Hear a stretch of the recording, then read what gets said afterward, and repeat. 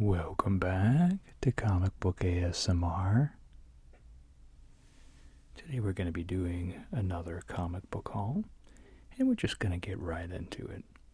So for starters, I was able to pick up stuff from my secondary shop that's been in there for maybe a month or so.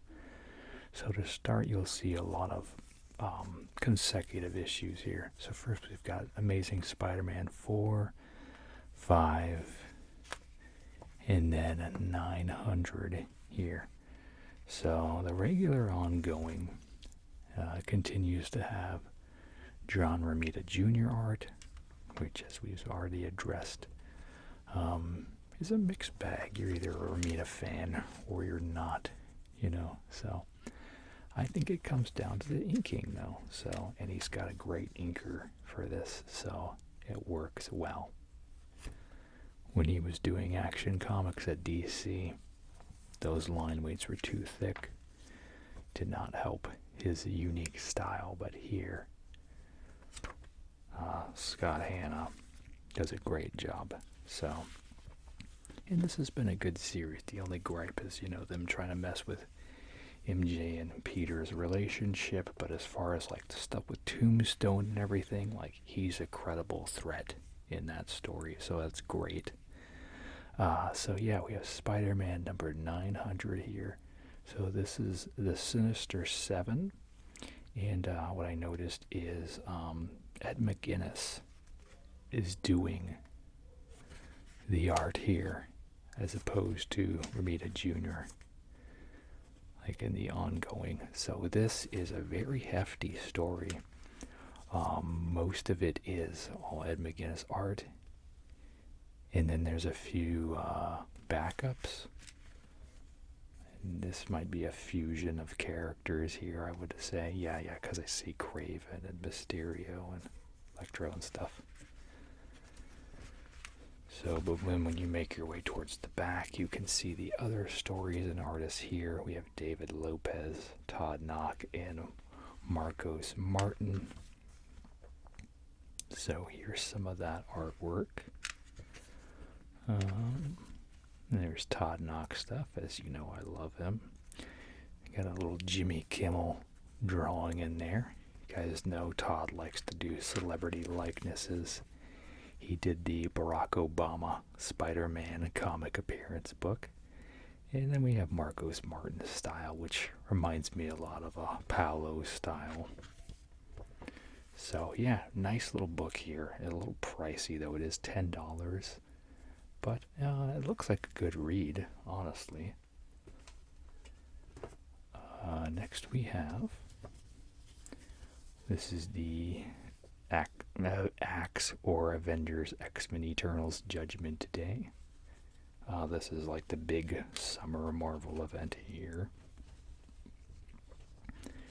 which I was on the fence about, but since I follow X-Men, it's kind of like I know how they do things, where it's like everything in the ongoing is more or less a footnote of the regular. So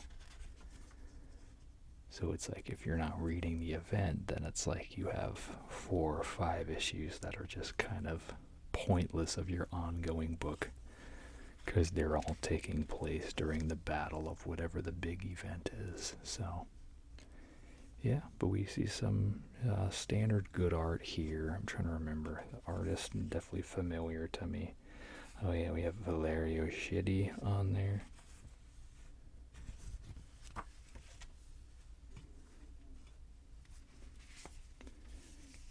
And then we've got some image chronologies here. This is the continued celebration for, I guess it's 20 years, I think. 30 years. Just getting old myself here. Just turned 37 this week, so crazy. But yeah, so this is issue 3. And then I have issue 4 as well. And yeah, these are cool. This is just a nice little sampler of, just kind of a bunch of different talent and image. So it's just neat. It's a commemorative thing. I like that it's spanning, a full, year, I believe. They might go the whole year. I don't know if it's going to be 10 or if it's going to be Scotty Young here, or if it's going to be 12 issues or not. But yeah, this is fun. I just like to see stuff with some variety and to just kind of get a sampler. They don't have infinite amounts of money to spend on a ton of Image stuff. As you guys know, I regularly collect a lot of superhero stuff, but what Image does really well is tell a lot of unique stories, stuff you wouldn't typically find at the big two. So it's nice to kind of get some different creative perspective into just kind of see what else there is to creating and get inspired yourself. So, but yeah, I can't recommend the anthology enough here either. So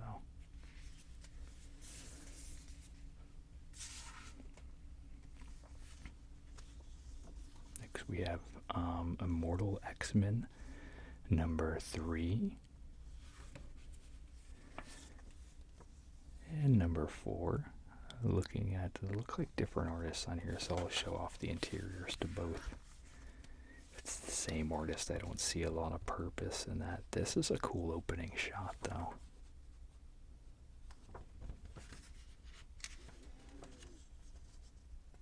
So it looks like we see some period piece stuff happening here.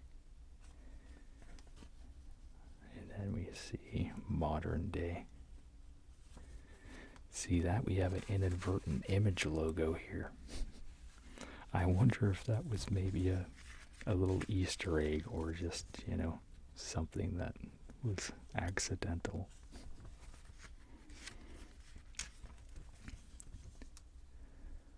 But yeah, this continues to look like some quality stuff. I've been enjoying X-Men for sure. I don't really understand a lot of the story elements. It's just there's so much going on with it. It's kind of hard for me to wrap my mind around, but this is a cool cover too.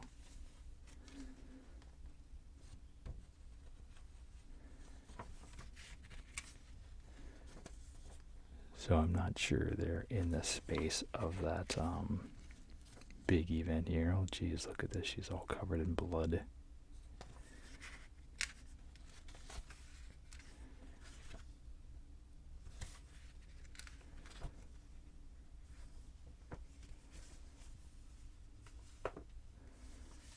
And we have, this is still Immortal, huh? Wow. I thought that was the only one. So yeah, Immortal X-Men number 5 as well. I think it's the same artist as the previous, but I'll still show off a little here.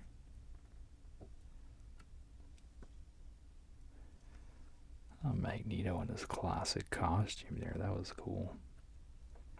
They've been having him in kind of like newer stuff. That's a cool opener too, look at that.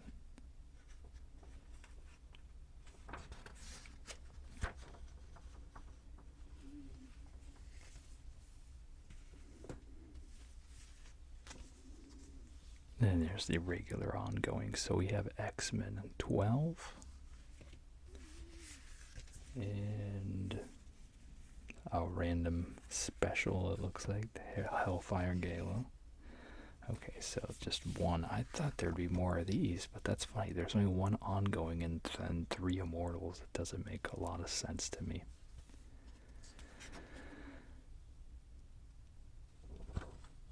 So yeah, lots of action.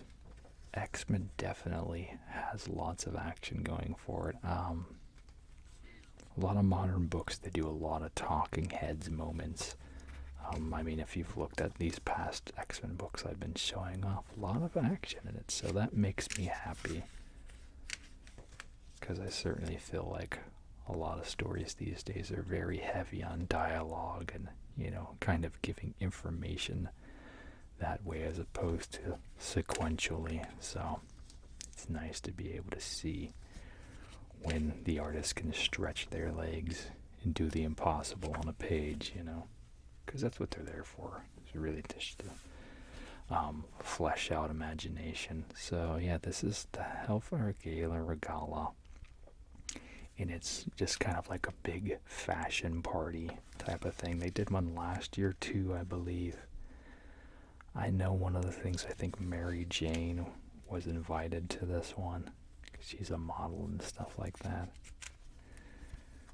So, not really sure. I think it's just kind of self-contained. Last year, I think there was a death involved at it, but I don't even remember who that was. So they tried to add some skin to the game. And then, you know, I think they just thought it was fun to be able to draw the characters in kind of these unique high fashion type of outfits. So they went ahead and they're just like, well, let's kind of make it an annual thing. And we have Twig number 3. It's a nice peach Momoko cover here. And yeah, this is just another fun surprise, you know. I love just how beautiful, look at how vibrant the colors are and stuff. It's just really a work of art here. And like you get the different elements here. The previous was very tense, and then we see just a very light framing of lighting and stuff here. So just a beautiful book. If you've missed the single issues, I definitely recommend trying to find it when it will be collected into a trade. So yeah, it's been neat, you know, just kind of a fun little story. Not a huge investment. I think it's only 5 issues, unless it gets picked up for more, which it might. So here's another Peach Momoko. Now, I don't know if you guys know this. Peach is known for doing like bizarre work with eyeballs. So this cover definitely features a lot of that signature that she's known for. So yeah, this still picks up in the same way. So yeah, I think we should really highlight the colorists here too, because I think they're doing a great thing with the book. The color really lends a lot just to kind of the feel of the book.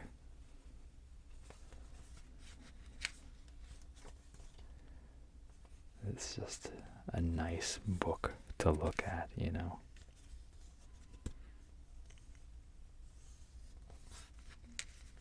Not sure if it's digitally painted or how they went about it, but I love it. It's great.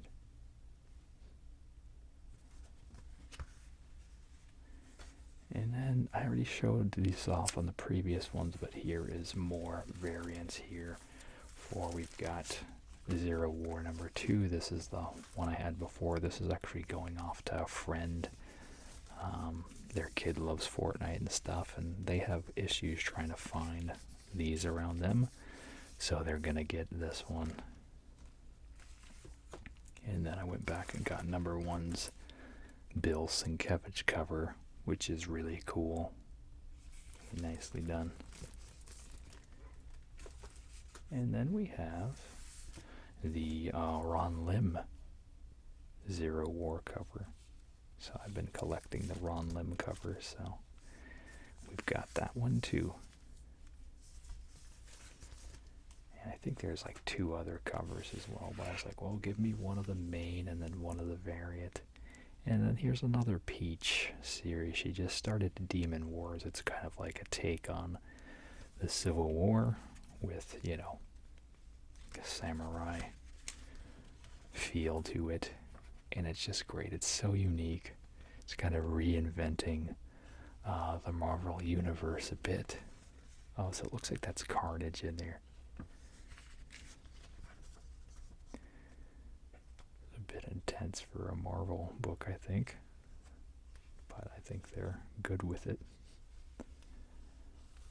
Peach is just an incredible talent. She's been doing a lot of work. See, there's those eyeballs again.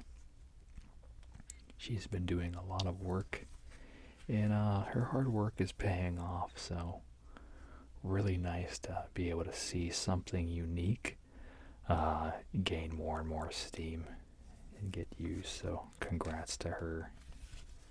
And then in the back, I don't. Yeah, they always do a bit of the yokai files here, showcasing why they put what they put in and a bit of the history behind it. And this just started, so go pick it up if you haven't yet. So next I wanted to show off a couple items I got during this week, which I went to 2 concerts back to back, so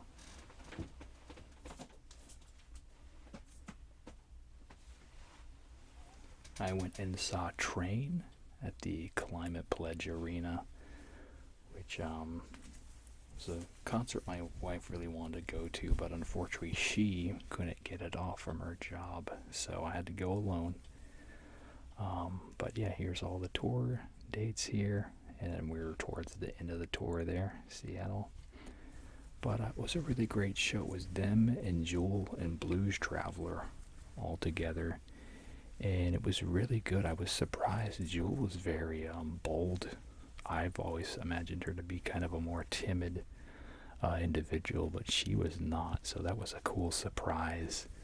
And then they had Steve from Stranger Things as the guitarist for Train, apparently, so that was kind of fun because me and my son have been binging Stranger Things last week, and we've almost watched all of it together.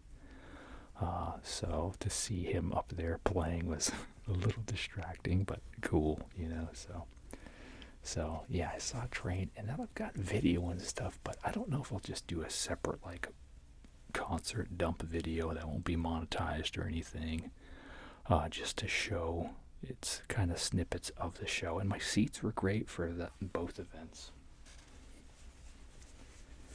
And I got to see the Red Hot Chili Peppers, which logo is super huge. I can't fit it in frame here.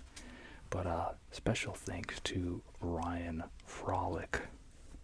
He gifted me for my birthday, so I could get this shirt specifically, because I mentioned in the previous video, hey, I've got money issues and stuff, so he was able to PayPal me, which if you guys ever want to, there's a link below to it. Oh, that's making a cool noise. I don't know if you can. But Ryan was really cool and gave me a birthday gift of some funds that I used to specifically get this shirt. So, thank you so much, Ryan. It was awesome. And I mean, it was right on what he gifted me too, so I was lucky that he was feeling so generous to be able to do that. But their show had, I think Thundercat was the first opener, and then they had the Strokes, and then Eddie Vedder appeared for one song for them, and then the Chili Peppers came out, and yeah, it was another great show, and that was at the T-Mobile Arena, and that was really cool too. So both great shows, and they were back to back, one night after the other, so that was fun. And then here's the back of this one, and then we are towards the beginning of their tour here, so they've got a long way to go. Looks like this specific tour will go through September 25th. So yeah, if it's coming to your area, check it out. I definitely thought it was awesome.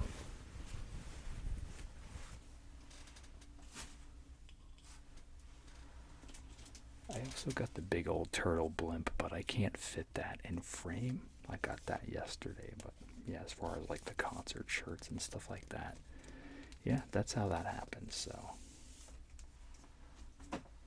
we have the last part of One Dark Night by Jock. This is the variant cover. Old Killer Croc, it looks like there.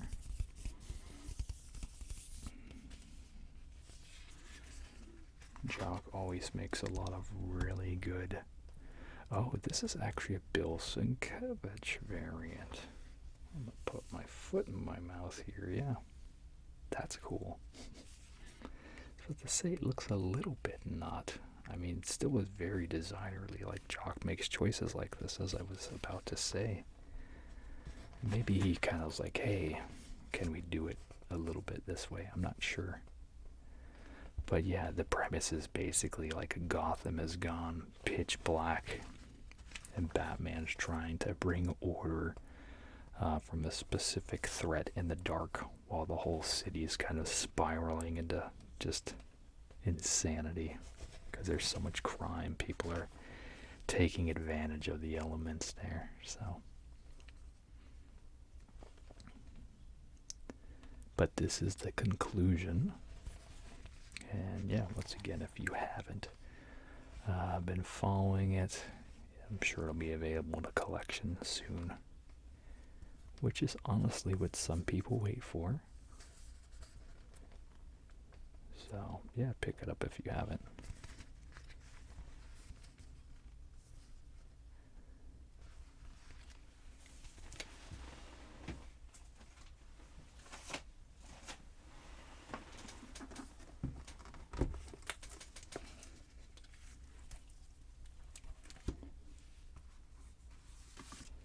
And we move on to the box, and we have Dark Crisis number 3.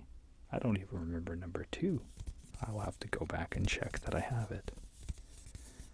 I'm pretty sure I do, but you know how it is. And yeah, so I mean, we're 3 issues in, and they're still kind of dealing with a little bit of the weight of having the League gone here, and people kind of figuring out how to adapt to not having these mainstays around, and how to respond in turn. So, oh yeah, I think they were trying to recruit people, and they're like, yeah, everyone turned them down because it was all like the inexperienced younger guys. And then, like, yeah, Black Adam's like, this is a horrible idea, and all this stuff, so he was not encouraging at all. And so they're just trying to figure it out, how to function as a team and, you know, protect as best as they can. So it looks like this particular book, there's a lot of infighting. We see a lot of arguing, things of that nature. And we see the old squad here. At least the old Green Lantern, anyway. This is Lee Bermejo's last cover for Detective Comics. And soon they'll have the collected book called Dear Detective, which is all the covers put in sequential order, I believe. And that'll be coming out soon, so that'll be really cool. I will definitely pick that up, even though I have all the covers. It'll be nice to have them collected in the intended order. And so this starts the beginning of kind of a weird Batman opera experience, so I'm not really sure how it's gonna go. But yeah, so it's called Gotham Nocturne Overture Part 1, written by Ram V, with art by Raphael Albuquerque, which he did a Detective back when it first relaunched with, was it just called Rebirth? DC Rebirth, I want to say. And yeah, I love his style. So he uses a lot of ink brush work, I believe. You can just kind of see how the lines are a bit wispy in times. Yeah, you can see here.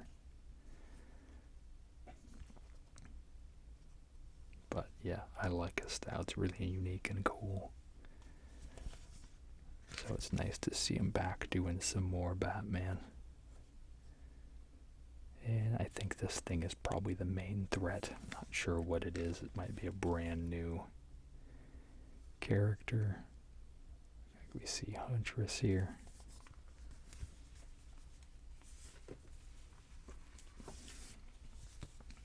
Next we have Action Comics number 1045. Interesting variant. We just have Superman off looking to the side here. I do a bit of a simplistic trace on that. See, this is the issue I have being a lefty, obscuring the line work there. There we go. That was simple enough that I could do it with my right hand.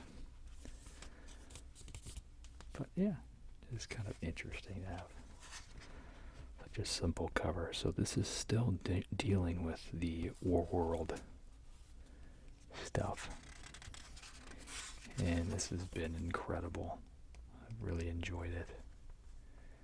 I'm not sure how big of a trade they will put out when it all wraps up. But definitely a very intense, good modern Superman story. Which it's been a bit since I've read one that's excited me, so. So it looks like the artist on this is Will Conrad.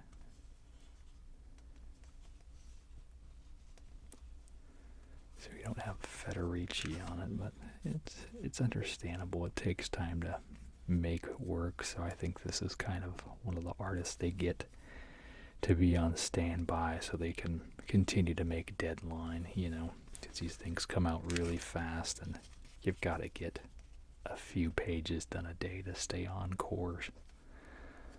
If you don't, then the book doesn't come out on time, which when you've got an ongoing is certainly something you've got to do. So hopefully it'll get back to him. But yeah, the story progresses regardless. So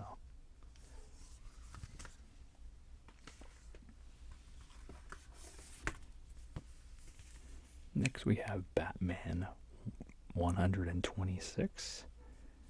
Nice Alex Garner cover here. Looks like kind of a Robin year 2 maybe. Though I could be wrong. So this starts, I guess the previous one was the start. So this is part 2 of Chip Zdarsky's run. The art by George Jimenez, or Jorge Jimenez maybe.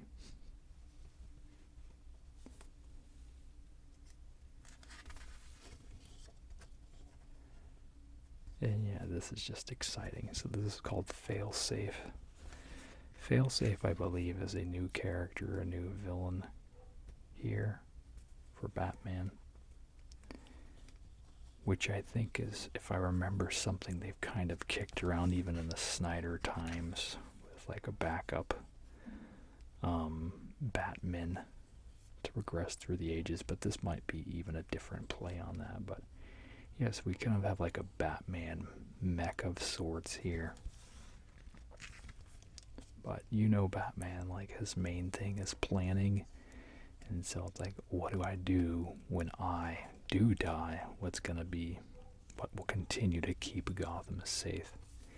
He is obsessed with this fight he has, with this crime. So even to the grave, like he is thinking about what to do. So, but yeah, this is a menacing looking robot for sure. And it'll be fun to see what happens. Chip is a pretty great writer. I really loved his urban legend story he did. So, I'll see how he does continuing to play in the Batman universe. And then we've got the nice homage cover. Next we have Batman Fortress number 3. I look at this cover and I think it's a Clayton Crane almost, but then it's not. I've seen the signature. I don't know this artist by heart though. But yeah, so this is another one that's kind of interesting. So previously they had encountered the actual alien craft, and it just kind of tore the team to shreds. We can see Bruce has now taken Cyborg's head here and kind of hardwired it in, and he's trying to get some other tactical edge. Because of course course, Bruce is relentless in getting to the end game.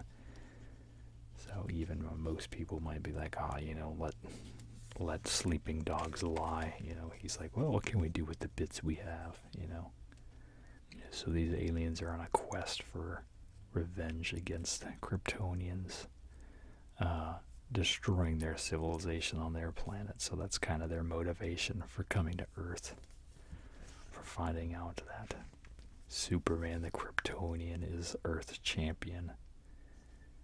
And so they're bent on revenge. And we see them there I think they're in Smallville here. I think previously they had lit the old farmhouse on fire. See Perry White here with a rifle. He's not playing around. So yeah, just another interesting, side story. I think it's a 6-parter maybe. I can't remember. Could be 10. Who can tell at this point? So we have X-Men 92, number 3. And yeah, this is just fun. I love it, It's a cartoon X-Men placed in the similar situation of the current X-Men series. And they're really playing up the totally radical vibe here. Although I don't remember X-Men at that time being that kind of with the bright color neon thing. I think there was more of a later 80s feel than 92, but it is what it is. And look, we've got a random Steve Epting character sheet here, so I'm not sure what that's about, but anytime I can see some Steve Epting art in a book, I'm always happy about that.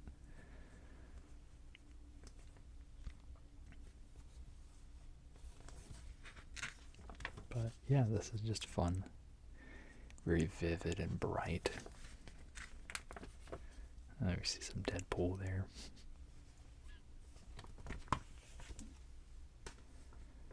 Next we have Killing Time number 6. So this is the conclusion to this very hardcore book. And we see the Clock King has made an appearance. He made an appearance in the last page of the previous book. So we see old Fugit here doing his thing, being cool and collected since he is in control of time. Yeah, I think he was started in Batman Animated, if I remember. I remember that was an episode me and my brother loved so much. His whole, I think it was either 215 or 315 was his time when everything changed for him. We'd always be like, 315, 315. Yeah, I think he started in Batman. I mean, I could be wrong, but that's certainly where I remember him from. And then they had another episode with him as well, but I don't remember that one as well. His origin was much better. As with all those Batman Animated, the origin episodes I absolutely loved. They really had a knack for getting us to understand how these characters were formed. But yeah, no, this book is just over the top and ultra violent, and this kind of doesn't hold anything back. I think it's funny though, I don't think this is Black Label, so they don't have any of the like all the swears have symbols over them and stuff like that. So even though it's very intense, there's one certain character who like drops swear words like every couple words, and it's all just like the swear doodles. Next we have Batman White Knight presents Red Hood. So even though this is a one-shot, it's continued from the Beyond book. So it's just like you read that and that's like, this is the next one. So it's like you have to have this if you're buying the Batman Beyond series. So, let's see here. I'm looking at the art here.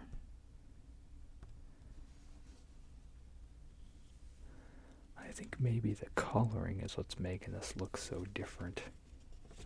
Because this looks a bit more vibrant than Sean's. It says Sean did the story in the cover.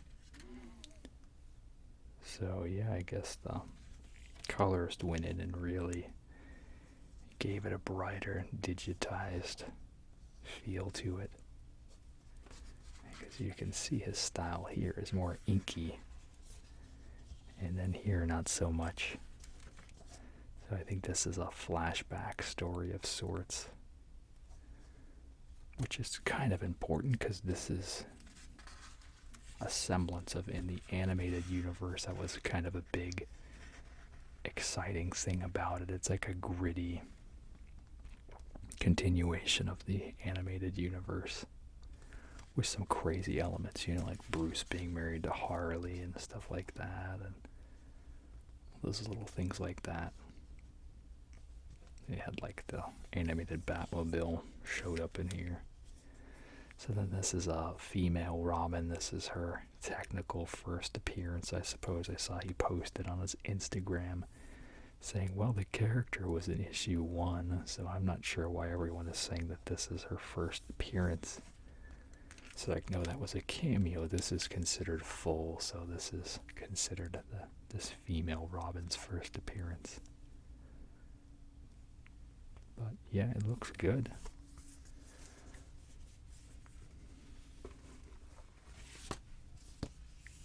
Next we have Robin number 16.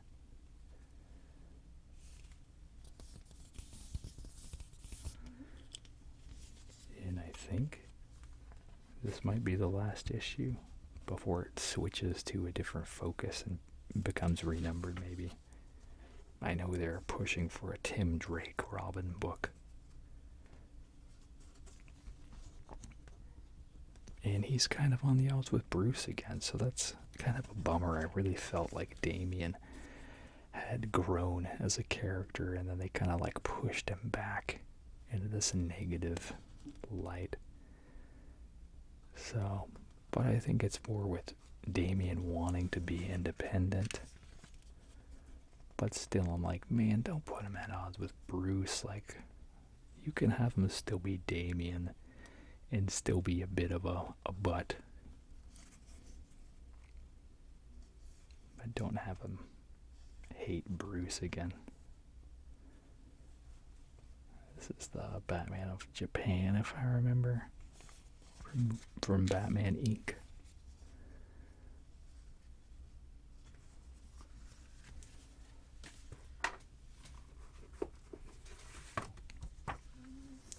We have Ninja Turtles, number 131. Fun little Eastman cover here. And yeah, so this is, I think, in the same continuity as the current big event book that's happening. Armageddon or whatever it's called. And so this has, it looks like a bit of some spirit walking elements maybe. Anytime they're gathered around a fire, like, you immediately think of that. You go back to that moment in the early Turtles / the Turtles movie, you know, when they're trying to communicate with Splinter.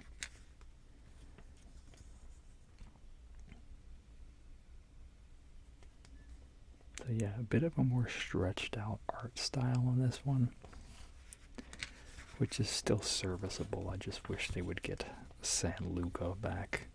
He hasn't done a Turtles book since Shredder in Hell, though, so.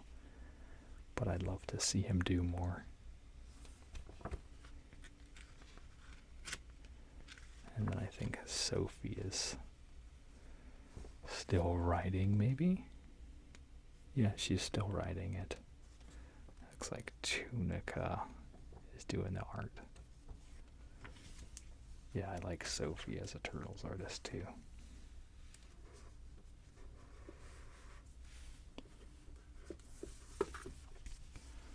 And And we have Swamp Thing number 15. This nice, very green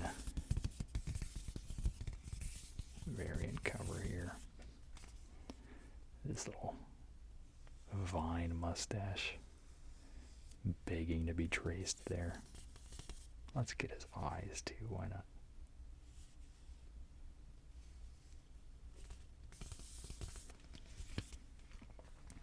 And this is almost done. It has one more issue. And then, who knows? But it was extended. It was supposed to be 10 if I remember.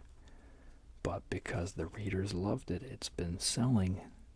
They pushed it out. So thank you to all of you who supported this book. This series has been really fun to look at. Like I said, I don't personally understand a lot of the nuance behind it. I'm not steeped in Swamp Thing stories / phraseology and all that sort of a stuff. But it's just been nice to sit back and see the artist really enjoy putting all this hyper detail into this story. So, and yeah, I'll praise it right all the way to the end.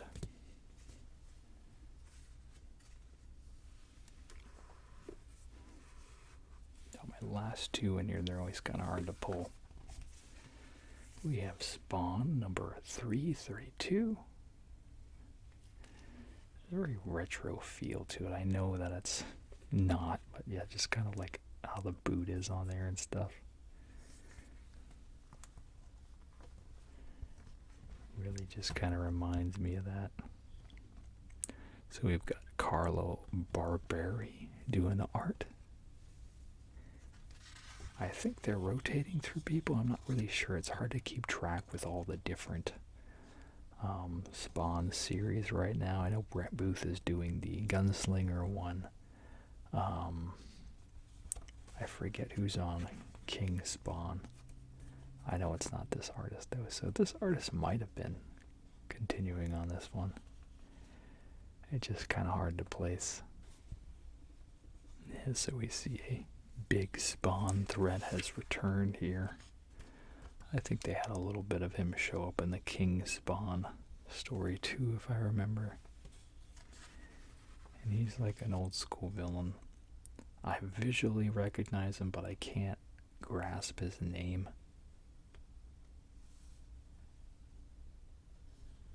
But yeah, it's, you know, another callback to a more intense time in Spawn. So it's been nice. Like, you can really tell Todd has got his energy full steam on Spawn. He's going all in. He, you know, made those consecutive 300. He's pushing on. Kind of a big deal, you know. And we have Scorched number 8. It's a cool little variant cover here.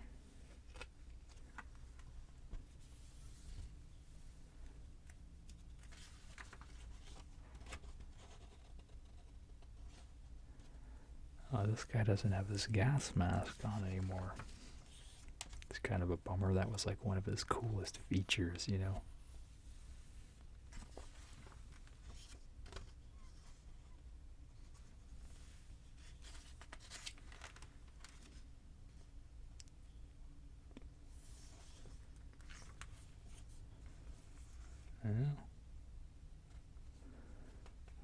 Looks like there's a female version of this too, maybe? I don't know if it's just her corrupted or what. No, it's a different character, it looks like, because she's right here.